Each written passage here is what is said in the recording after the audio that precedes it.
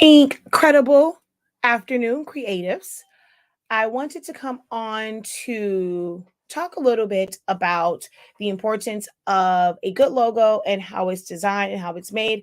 We've had these chats before, but I wanted to just do a little refresher because this question was asked of me and I had to help someone with this one.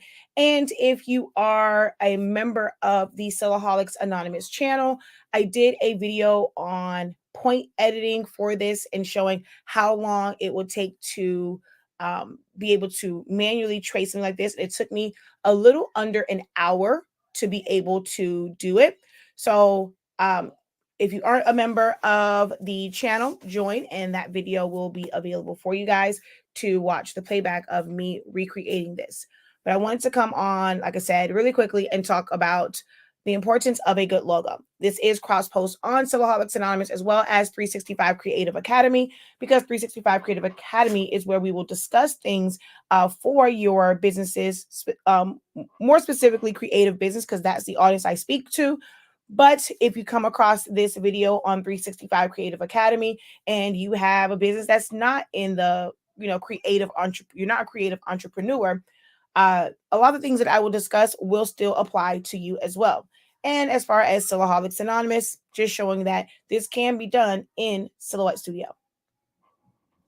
I am Shakia, the professor, and I do live videos like this all the time. Used to be daily, but I'm always helping daily. My job every day is to help creative entrepreneurs, to help entrepreneurs in general, or those who just want to um, just explore their creative side, even if it's just a hobby or a side hustle with Silhouette Studio, sublimation, print and cut, stickers, labels, like all sorts of things. I help people daily with that and to also help them brand and market their business.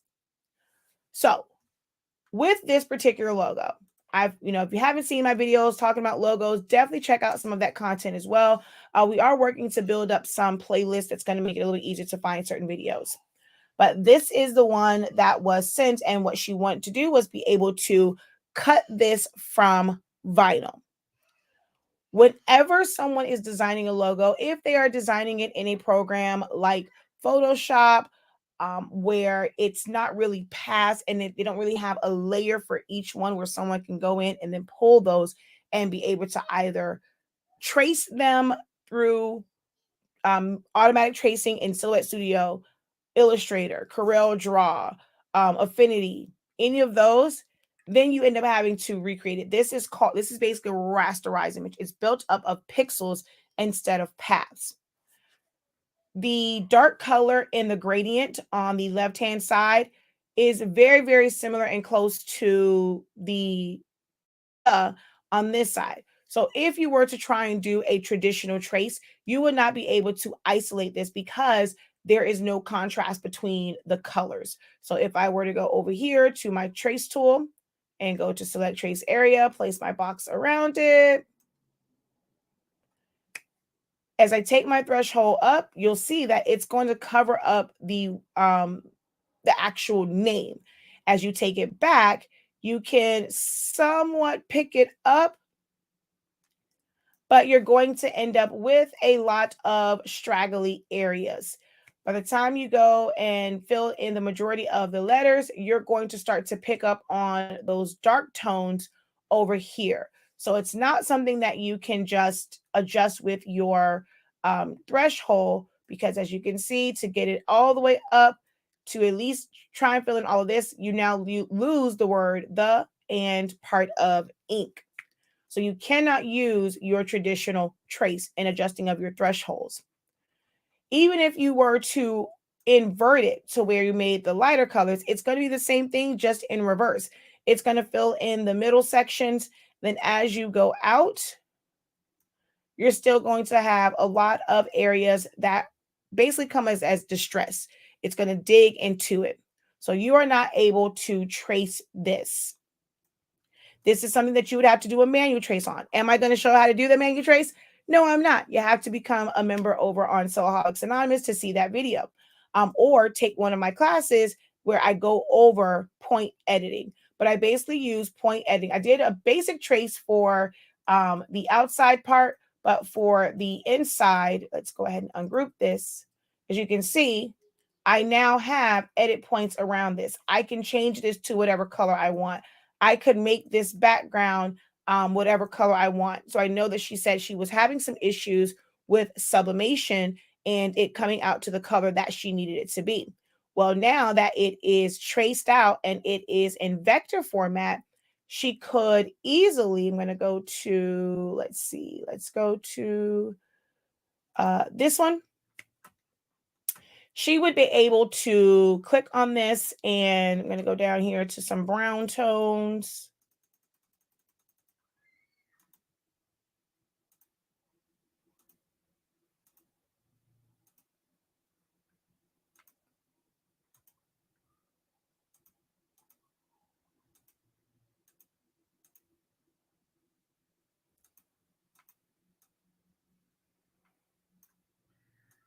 So anyone will be able to go in here and fill in these tones with whatever color they wanted to fill them in with, okay?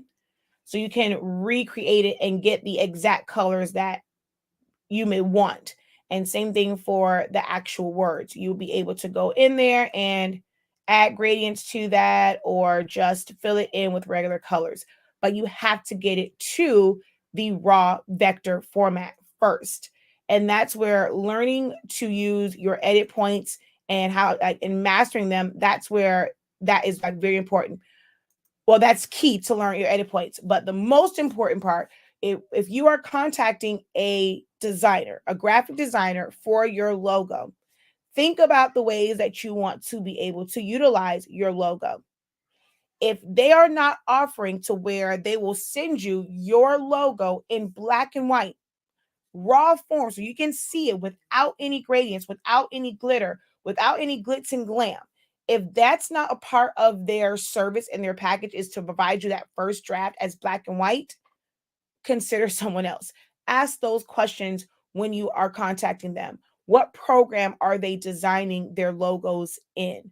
What formats will you receive? Whenever I do logos for individuals, I give them the vector format and in a couple of different formats for that as in fact.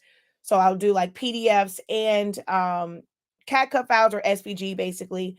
Then you have the PNG, the JPEG version, and I'll even save it in an EPS type format. I provide those for my clients so that once I release their logo to them, they're not dependent on me to make any changes or to be able, like for me to make their shirts, make their branded products, be able to print it out, change colors up. So if this company wanted to have kind of a pink thing going for breast cancer, even though it's still their logo and all that stuff, they would easily be able to change this to different tones of pink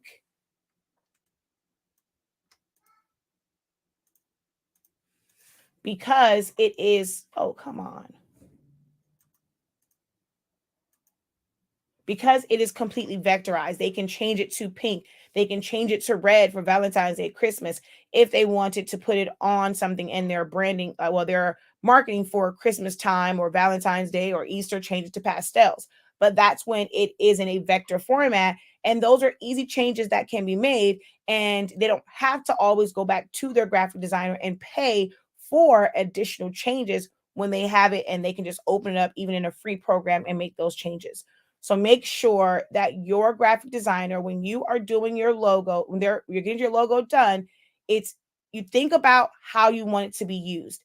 If you're going to only use it in digital formats or printed, like full on printed formats, it's okay to have something that is just flattened, it's gradients, you don't have the layers to it. It's okay for that. But if you want to make vinyl shirts, you want to make certain stickers and or you want to be able to change the colors, it needs to be in that layer format, preferably vector. Most logo designers, they will start off with a vector-based design, which is basically flat 2D, and then they'll take it into programs like Photoshop to add those special effects, add the embossing on it, add drop shadows and things of that nature. But you need to have a clean logo to begin with. All right. So hopefully this video has been helpful for you guys. If you have any additional questions, please do not hesitate to leave them as a comment below. Give this video a thumbs up if you found value in it. If you have not already done so, please hit that subscribe button as well as the share button and share it out with others. All right, guys, until next time, have a great one. Continue to unlock your creativity and be incredible. Peace.